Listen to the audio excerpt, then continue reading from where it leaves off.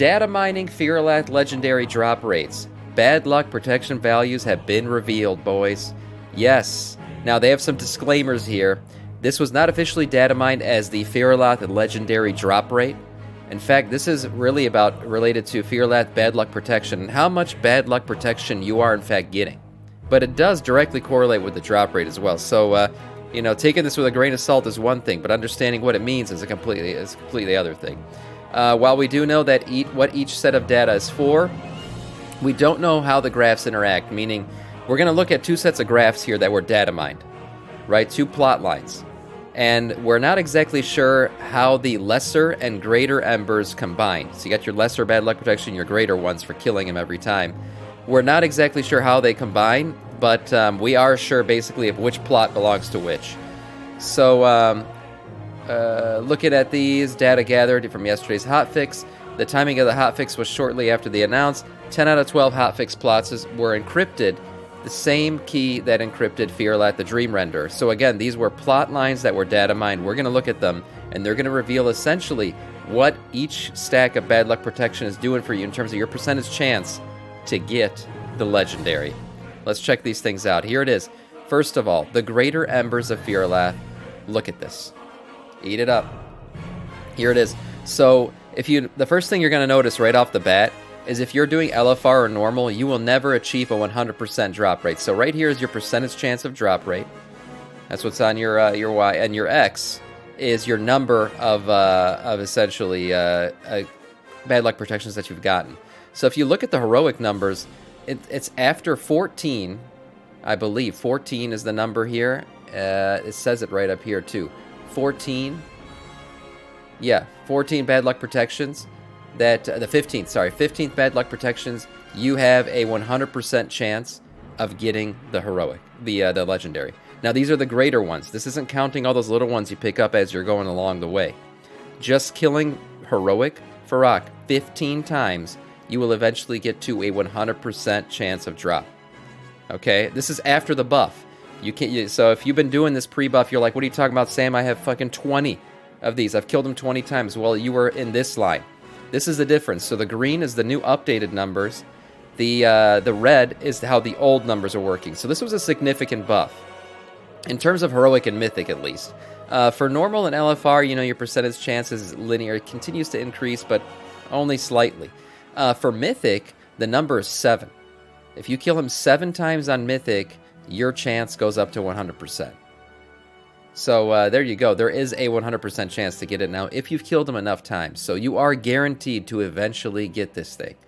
Now, the interesting thing about these numbers, again, is the number of kills it's going to take. Again, 14 kills will get you a 100% chance on heroic for the new way. And, this is 6. Sorry, 6 chance. 6 kills on mythic will get you 100%.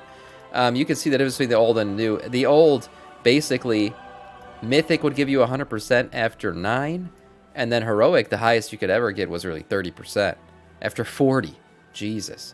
So yeah, that buff was quite significant in terms of what it was doing for your bad luck protection indeed. Here is the hotfix for the lesser embers. So these are the ones you pick up off all the other bosses. And this is very linear, right? So they're obviously much less. And it was increased again. The green is the hotfix, the old is the red. And we see how it basically linearly goes up. It never reaches 100%. It never reaches 100%. If you get 100 of these things, the highest you can ever get off of just these is 60%. Again, how these two interact, the lesser and the greater, we're not sure. We're not sure if these stack. So maybe you're at 60% on heroic, from bad luck protection, and 40 here, then you would be at 100. But we're not sure if that's exactly how it works, if they add up. The article emphasizes that we're not exactly sure how the two of these interact with each other. But we are sure of is now there is a chance, 100% chance, to eventually get this thing, which is great. It feels good. Me personally, I think I'm at 15 total bad luck protections, but they're not all from heroic. Some of them are the lessers. So I'm probably sitting here around the 10s. I don't know, man, which means my percentage chance is still only like 20, 40% max, maybe. If we're looking at how the lesser and the greater interact with each other. But eventually, I will get it, and the depression will subside.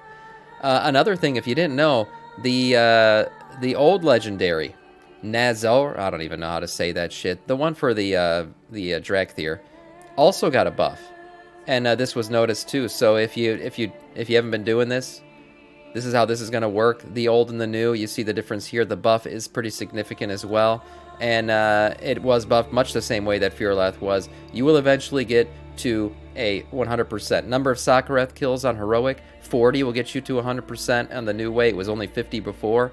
And for Mythic, you know, now that we've geared out so much, probably a lot more people can do Mythic. You only got to kill him 6 times on Mythic to get to a 100% drop rate, whereas before it was 9 or 10. So if you don't have the Legendary yet and you want to go get it, you can. These things are going to remain relevant because of Fated Rating. Yeah, 40 kills is a lot, I know. Yeah, but just go do Mythic instead. The good thing is, you can still get these and they'll still remain relevant. A lot of people are saying, oh, well, the season's over. I'm kind of screwed. This is pointless at this point. No, it's not really pointless because Fated Rating is coming along. And with Fated Rating, you're gonna get your upgrade coins and everything else that comes with that. So these will remain relevant. You'll be able to upgrade the item level and everything with them, just like it was with the Sylvanas bow back in Fated Rating and Shadowlands. So keep at it. Keep trying. You know, wipe those tears away and keep getting those kills, and eventually it'll happen. I killed it every week on Heroic for like 16 weeks and gave up. Oh, yeah, so what was your old numbers? If you killed it every week on 16, you would have given yourself a 26% chance more of getting it. There you go. So 26% chance of it dropping. Yeah, you're at over 1/4, so that's not bad. Moving on to DPS. Yes. Let's see these. Yeah, and by the way, that was the old numbers. 42% now if you go back and do it. So get in there and get it done. It's almost at 50% for you. Looking at DPS numbers. Let's see these things. Sub-Titty Rogue. Okay. All right. Let's check out the charts. Let's check out the charts. Overall damage. We see Sub-Titty still at the top. Enhancement.